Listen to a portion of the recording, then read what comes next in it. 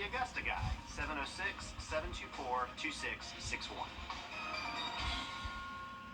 The 2 for $6 double checker burger with cheese deal. Go ahead, we double beef dare you. Get twice the burgers with double the juicy beef for just 6 of your hard-earned dollars. Plus small fries and a 20-ounce drink for just $3 more. The 2 for $6 double checker burger with cheese deal. Get checkers delivered through our rewards app.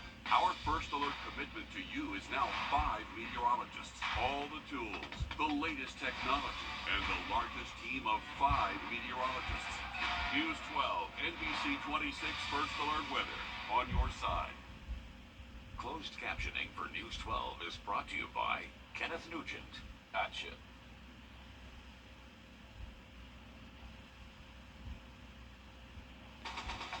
From the station that's on your side, this is News 12 First at 5.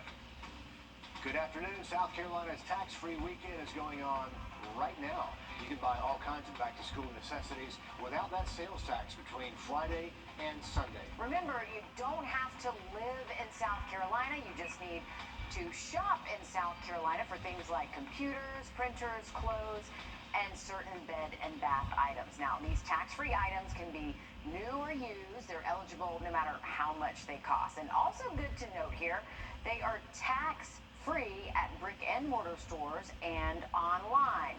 But you need to have a South Carolina address to ship it to. Make sure you check the list, though. The sales tax holiday does not include everything you might want or need. Digital cameras, smartphones, jewelry, cosmetics, eyewear, wallets, watches, and furniture do not qualify. Now, Georgia this year is not offering any tax-free shopping, so you'll have to cross the river if you want to take advantage of any of these tax-free deals. And you can see all this information at dor.gov. They even have printable shopping lists with everything you can and cannot buy tax-free. New details about the student charged today with bringing a gun to Greenbrier High School. We learned yesterday from a letter sent to parents that school administrators say they responded to an unruly juvenile in class, and that's when they found a gun in the child's book bag. Well, today we're learning from a Columbia County School District police report that it was a loaded handgun. Officers say they started to secure the gun, and when the male student became combative again, the report also says the gun was taken from his home without his father knowing about it. The father also said the gun was locked away in a glove box in a locked car at their home. The student now charged with carrying a weapon on school grounds. The father, by the way, is not being charged in this case. Much more news ahead, but first All right, thank you, Riley. We are live at 5 from the Augusta Commission tonight. Happening right now, a back-to-school bash that is hosted by Tabernacle Baptist Church. Crowds are starting to fill in there, but they'll have vendors, food trucks, music, and a kids' play area, along with a school supply giveaway. The event runs until 10 o'clock tonight, but supplies are limited.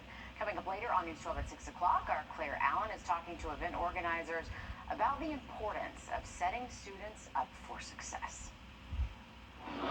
Now to a developing story for you this afternoon. A Columbia County apartment complex. It's been cited for multiple violations. Code enforcement and the Marshal's Office inspecting Clara Point Apartments, formerly Apple Cross Apartments, last month. Well, in a follow-up visit Wednesday, they condemned one of the apartments as unsafe, unfit to live in. Coming up on working on 5 other units was stopped because there was also no building permit there.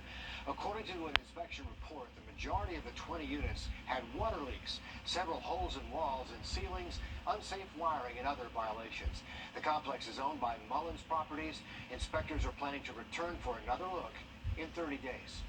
New at 5. Now to this story. If you were conned or scammed by some groups, it was called GFAS, or Global Mediation Group and Mediation Services, you will now get a refund from the Federal Trade Commission. If you filed a complaint in 30 to 90 days, you will get a little more than $500 as compensation. In Georgia, $48 million will be split to more than 330,000 people. When tax season rolls around this time next year, mothers can claim their unborn child on their taxes as exemptions, but people who specialize in helping others fill out those taxes have some concerns of their own.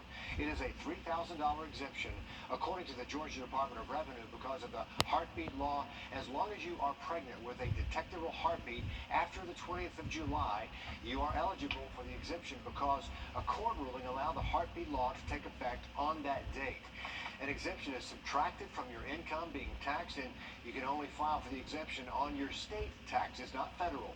But one concern is women who file and then later miscarry. Nobody wants to lose their child, but if they lost a child, then, they don't have to worry, they don't want to worry about paying, I think it's maybe $3,000 or what it is they're going to give them. They don't want to worry about that. So that's my concern with what's happening. Experts are expecting more guidance next year around January or February during tax season. I want to take a live look now in Washington. This is where Senate Democrats have Capitol Hill. The bill also allows Medicare to begin negotiating prescription drug prices, and it extends the tax credits for people buying insurance through the Affordable Care Act. Local artists and creators, listen up. Aiken's Macon returns for its 46th year. The popular arts and crafts show is coming up September 9th through the 10th. The event starts daily at 9 a.m. and will be on Park Avenue in downtown Aiken. The Shepherd Community Blood Center says they're in desperate need of donations right now. They're running out of type O blood for a trauma patient at one of our local hospitals. You can also donate blood coming up on August the 9th. They're going to be at the Uptown Augusta campus of the VA from 10 in the morning until 3 in the afternoon. And previously deferred donors, including a lot of veterans and active duty service members, are now able to donate blood thanks to an updated guidance from the FDA. Still ahead, fallout from Brittany Griner's conviction. Well, take a look at this video out of Washington, D.C., courtesy of EarthCam. It shows the exact moment lightning strikes the Washington Monument last night. And then not too far away, a large jolt of lightning striking just outside the White House. 2 people died, 2 more seriously injured at Lafayette Square just across the street. Just another powerful reminder that lightning is just as dangerous as it is fascinating to look at. And actually, we just had those 4 golden soldiers who were allegedly struck by lightning too. So that's, wow, just a powerful reminder. Well, NOAA has released their updated forecast for the hurricane season. And this is good news. They've dropped the number of expected storms, but I mean, A little bit. yeah, I mean, I guess this is me trying to have a glass half full here. I mean, it's still expected to be a pretty active storm season. And honestly, it only takes one storm. So even if it's not an active season, if we see one high impact storm, then it's a big season for us. But we're still going to have the ingredients available for an above average season. So they did take down the forecast for maybe one less named storm, one less named hurricane. But overall, we're still expecting more storms than what we're used to, Mayor. So it's going to be a season that got to pay attention to. We're getting to that peak, as we know, kind of heading into September. That's when we really start to see that tropical activity really start to ramp up. Now, recently, we haven't really seen much, and it's thanks to all this dust in the air coming off the Sahara Desert. So this has really prevented us from seeing too much in the way of hurricane formation. But as we move into August and September, we're going to continue to see this path. They're going to follow the trade winds, and they're going to likely be impacting us later into the season. So we'll be watching it. And that's not good news because right now the water temperature right off the coast of Charleston is 84, 85 degrees. And Tap water. and that only will strengthen a storm as the storm is on top of it. Exactly right, and that's why we see the peak of the season kind of towards the tail end of summertime when those water temperatures are reaching that max. So they're maxing out, they're well into the 80s, plenty of fuel for these storms. Yikes, it's just, and then you're looking at the name storms too. We've got the names popping up too. And Richard, we've been kind of giving you the business about this, but we're hoping we don't get to R. We got Richard. But we've got Richard in the list this Please year. don't make it that far. I know. Yeah, I know. That's the hope. We don't want to get to Richard. We don't want to have to get to Richard, but the forecast does call for us to probably at least get to Richard, maybe even a little bit past that. So it's going to be something. It's going to likely be a busy season, so we'll take the least active part of the season for the moment. Hey, here's a look at visible satellite imagery. We got a good bit of cloud cover. The sea breeze moving some storms inland for us. At the moment, nothing severe and widely scattered, folks. Nothing too widespread at the moment. These storms actually looked a little healthier just about an hour and a half ago, but now they've kind of pushed towards I-20. They're fizzling out. So just some light showers. If you're on the east side of this black black line that I have drawn right here, your lightning threat's pretty much done. You may see some lingering light showers the next few minutes, but overall the lightning threat's going to be ahead of this boundary, so if you're north of I-20 up towards the lake, can't rule out some of these storms continue to pop, and same thing for areas around McDuffie County, Warren County, all the way up into Wilkes County. We'll keep these chances for just these showers, maybe a quick little pulse thunderstorm to pop up all the way through around 7, 8 o'clock, but past that time frame, looking much drier across the area. All right, ran out of time, folks, but weekend forecast, not much different. Hot, humid, highs in the 90s, a few pop-up storms each afternoon, all the way to next week. All right, thank you, Riley. Pressure to bring Brittany Griner back to the... She might never make it out of Russia. Still to come, we take a look at student testing numbers in South Carolina post-pandemic and explain why those numbers are important for this school year. First at 5 continues. The live odor instead of just masking it. So pull it in close. Secret works. Tens of thousands of South Carolina students have taken the National Assessment of Educational Progress. Anna Harris was at the governing board's meeting to tell us why the results are so important for our local students. Two board members say the last time they did a national assessment like this was before COVID. These new results will be the first to show a true assessment of students' progress comparing pre and post-COVID. Board member Dr. Tanya Matthews says the South Carolina performance gap is widening. But the other trend that we're seeing, which is a bit more worrisome, is that our students who are already performing at the lower levels of performance are doing worse, and our students at the higher levels are doing better. So what we're seeing is an expansion of the gap between those who are already on board and getting it and those that we're trying to intervene.